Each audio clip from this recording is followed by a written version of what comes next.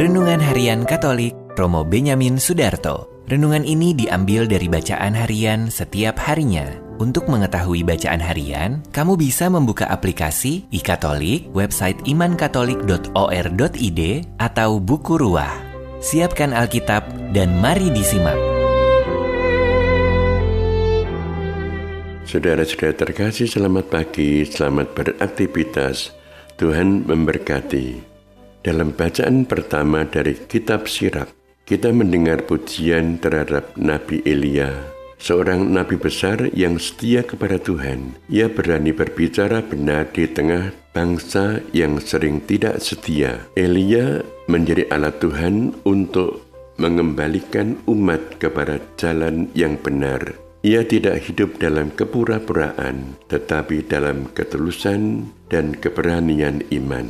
Sedangkan dalam Injil Matius, Yesus mengajarkan doa Bapa kami. Ia juga menegaskan bahwa sebelum memohon ampun dari Allah, kita harus terlebih dahulu mengampuni sesama. Yesus mengingatkan bahwa doa tidak boleh hanya kata-kata kosong atau kepura-puraan belaka, tetapi harus keluar dari hati yang jujur dan tulus di hadapan Tuhan.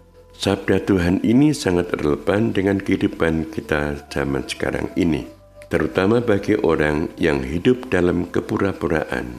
Ada orang yang tampak baik di luar, rajin berdoa, atau tampil religius, tetapi hatinya tidak jujur. Berkata lain, di dalam hati, bersikap tidak tulus, bahkan menyimpan niat yang tidak benar. Kepura-puraan seperti ini bisa terjadi dalam keluarga, dalam pekerjaan, dalam pelayanan, bahkan dalam kehidupan rohani. Akibat dari hati yang tidak jujur adalah rusaknya relasi dengan sesama dan dengan Tuhan. Orang menjadi sulit dipercaya, relasi menjadi dingin, dan doa pun kehilangan kekuatan karena tidak keluar dari hati yang bersih. Kepura-puraan juga membuat seseorang tidak mengalami damai sejati karena selalu hidup dalam dua wajah.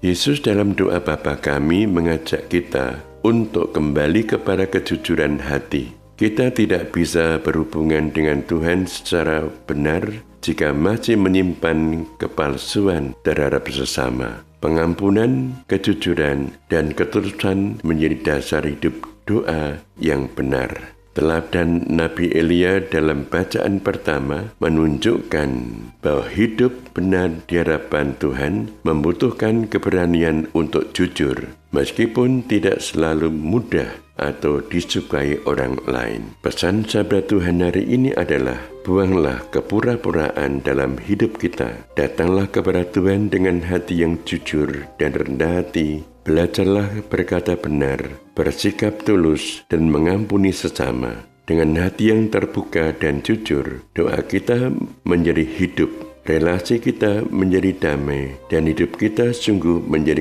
berkenan di hadapan Tuhan. Amin. Demikian Renungan Harian Katolik dari Romo Benyamin Sudarto, persembahan Paroki Santo Johannes Baptista Parung. Renungan ini dapat didengarkan kembali di media sosial, Instagram, TikTok, Facebook, YouTube, dan Spotify @Paroki Parung.